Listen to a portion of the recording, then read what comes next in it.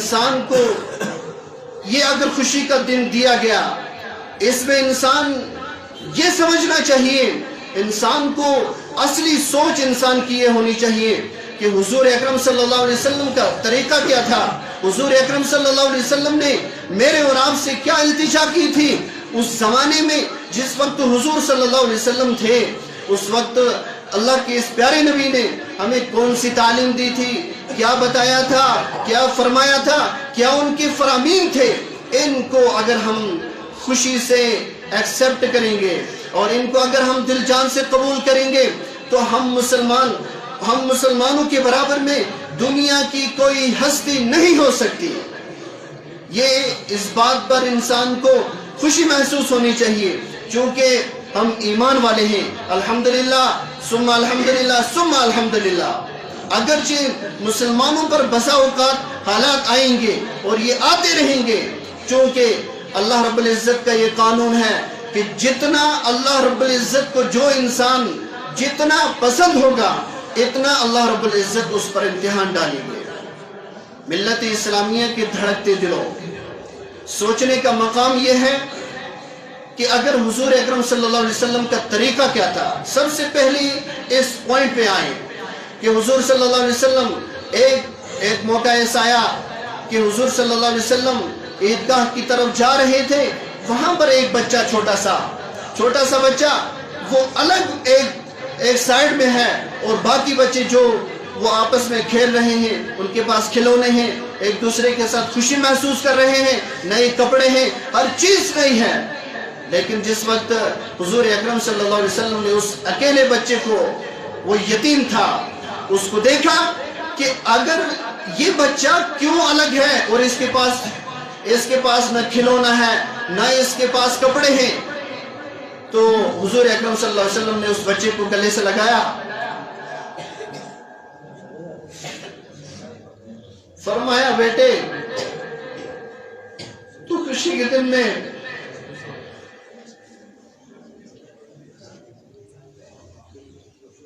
خوشی کیوں منا نہیں رہا ہے؟ مسلمانوں، اس پوائنٹ کو ہم سوچیں کہ ہماری زندگی میں حضور اکرم صلی اللہ علیہ وسلم کا یہ پوائنٹ کتنا ہے، اور اس اہم رکن کو، اس اہم مسئلے کو میں اور آپ کہاں تک ایکسپٹ کرتے ہیں، کہاں تک ہم اس کو دل و جان سے قبول کرتے ہیں۔ تو حضور صلی اللہ علیہ وسلم نے اس بچے کو گلے لگایا، فرمایا بیٹے تیرا کوئی نہیں۔ آگے سے بچہ جواب دیتا ہے میرے ماں باپ نہیں ہے، میں یتیم بچہ ہوں، میرے پاس کپڑے بھی نہیں ہیں، اس وجہ سے میں اکیلا ہوں۔ حضور صلی اللہ علیہ وسلم نے اس کو گلے سے لگایا، گھر میں لایا، حضرت عائشہ سے فرمایا حضور صلی اللہ علیہ وسلم نے کہ یہ بچہ ہے، اس کو نہلائیں دھلائیں، اور حضرت حسن حسین کے کپڑے لائے گئے، ان سے منگوائے گئے وہ بچے کے لیے، اس بچے کے لیے۔ حضور صلی اللہ علیہ وسلم نے تو جس وقت ان کو وہ کپڑے پہنائے حضرت حسین کے، حضور صلی اللہ علیہ وسلم نے ان کو خوشبو بھی ان کو استعمال کی، اور اس کے بعد اس بچے سے کہا بیٹا جس وقت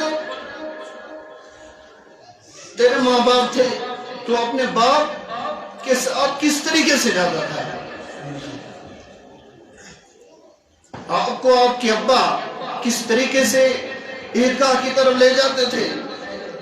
وہ بچہ کہتا ہے میں اپنے باپ کی شان پر، ان کے کندھے پر چڑھ کے عیدگاہ کی طرف جاتا تھا۔ حضور صلی اللہ علیہ وسلم نے اپنے کندھے کو پیش کیا، کہا بیٹے چک۔ وہ بچہ جس وقت آپ صلی اللہ علیہ وسلم پر سوار ہوتا ہے، سوار ہونے کے بعد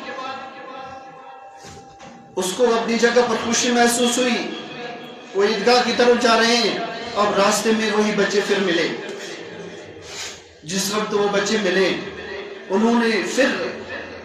جس وقت یہ بات محسوس کی تو وہ بچے کہنے لگے کاش ہمارے ماں باپ بھی نہ ہوتے، ہم بھی حضور صلی اللہ علیہ وسلم کی آج کاندھے پر سوار ہوتے۔ بہرحال ایمانی بھائیوں، یہ ہونا چاہیے اسلام کے ہر ماننے والے پر، اور اسلام کے ہر ایمان والے اس بھائی کو اپنے دل میں یہ بات بٹھانی ہے کہ اگر ہمیں حضور صلی اللہ علیہ وسلم نے اگر یہ تعلیم دی تو ہم اس بات کو کہاں تک لے جاتے ہیں، کہاں تک ہم اس بات کو محسوس کرتے ہیں، کہاں تک ہماری زندگی میں یہ بات ہے۔ اور اگر نہیں ہے تو حضور صلی اللہ علیہ وسلم کے بارے میں اللہ رب العزت کا وہ جو قانون ہے کہ جو بھی اللہ رب العزت کے اس پیارے نبی کے قدم سے، اس کے طریقے سے جو بھی قدم اٹھائے گا کبھی منزل نہ پائے گا، کبھی راستہ نہ پائے گا۔ ایمانی بھائیوں، مختصراً وقت میں کیا عرض کریں آپ حضرات کے سامنے، اور اس کے ساتھ ساتھ پیارے نبی نے چونکہ کچھ جملے کہے ہیں، وہ کہا کہ لیس العید انما الجدید لمن لبس الجدید، لیس العید لمن لبس الجدید، عید اس انسان کی نہیں ہے کہ جو نئے کپڑے پہنے اور کوئی خوشبو استعمال کرے، بلکہ انما العید لمن خاف الوعید، بلا شبہ اس انسان کی عید ہے کہ جو اللہ رب العزت سے ڈرا، جو اللہ رب العزت کی اس قانون کی پاسداری جس انسان نے کی، وہ انسان اللہ رب العزت کی یہاں پر مقبول ہے، وہ اللہ رب العزت کو پسند ہے، اس انسان کی عید ہے۔ ایمانی بھائیوں، اللہ رب العزت کا ایک مہمان میرے اور آپ کے درمیان میں تھا، یہ مہمان چلا گیا، اور میں نے اس سے پہلے بھی آپ حضرات کے سامنے ایک بات کہی تھی، عرض کیا تھا کہ اگر کوئی انسان کسی انسان کے گھر میں مہمان بن کے جاتا ہے، اس مہمان کے 3 حقوق ہوتے ہیں میزبان پر۔ ایک تو یہ کہ جس وقت وہ مہمان جائے وہ میزبان اس کا خوش دلی سے استقبال کرے، ویلکم کہے،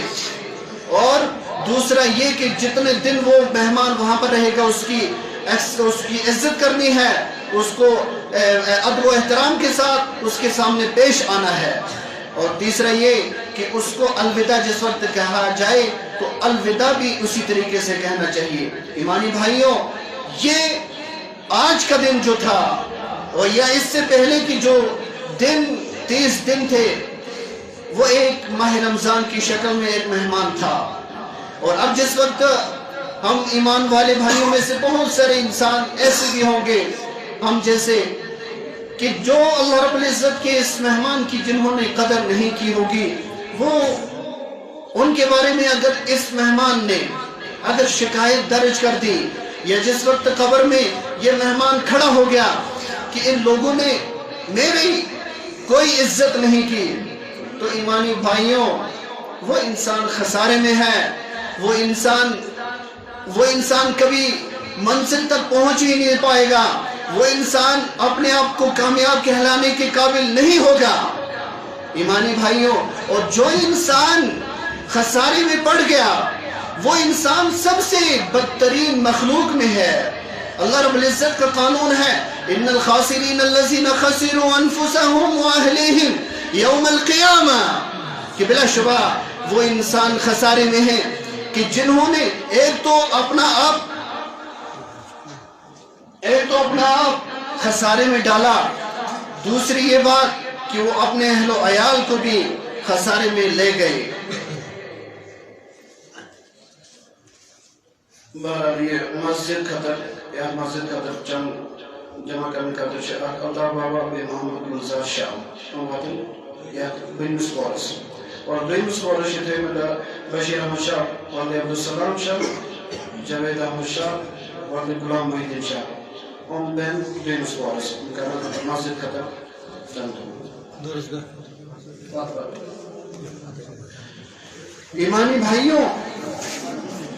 یہ چیزیں ہونی چاہیے ایک مسلمان کے درمیان میں، اور دوسری بات یہ کہ انسان جس وقت اللہ رب العزت کے قانون کی کوئی بھی پاسداری کرتا ہے، جس وقت اللہ رب العزت کے اپنے دل و جان سے ایکسپٹ کرتا ہے، اس کے قانون کو مانتا ہے، تو وہ انسان اللہ رب العزت کے یہاں پر کامیاب ہے۔ وَإِنَّمَا تُوَفَّوْنَ أُجُورَكُمْ يَوْمَ الْقِيَامَةِ فمن زحزح عن النار وادخل الجنة فقد فاز. یہ اللہ رب العزت کا ایک قانون ہے کہ جن انسانوں کو، جن لوگوں کو اللہ رب العزت نے اس نار جہنم سے بچایا وہ انسان کامیاب ہے. وادخل الجنت، اور جن لوگوں کو جنت میں داخل کیا گیا فقد فاز. یہ اللہ رب العزت کا قانون ہے کہ وہ کامیاب ہے. ایمانی بھائیوں، میرے اور آپ کے درمیان میں ماہ رمضان کی دولت تھی. اللہ رب العزت سے التجا ہے، دعا ہے، درخواست ہے کہ اللہ رب العزت اس جیسی نعمت کو اور اس جیسی رحمت و برکت والے مہینے کو مجھے اور آپ کو اللہ رب العزت بار بار نصیب فرمائے. اور اس میں اگر اس ماہ رمضان میں میرے اور آپ سے کبھی کوئی کمی کوتاہی ہوئی ہو، اللہ رب العزت اپنے محض فضل و کرم سے معاف فرمائے. ایمانی بھائیوں، میں نے آپ سے عرض کیا تھا کہ چونکہ ہم نے ماہ رمضان میں قرآن مجید ماہ رمضان کی تراویحوں میں مکمل کیا. اب بہت سارے ہمارے ایمانی بھائی یہ سوچتے ہوں گے کہ اگر ایک قرآن مجید امام صاحب نے ختم کیا تو اس کا کتنا ثواب ملے گا. ایک بات یاد رکھیں کہ قانون، شریعت کا قانون یہ ہے کہ اگر جو انسان پڑھنے والا ہوتا ہے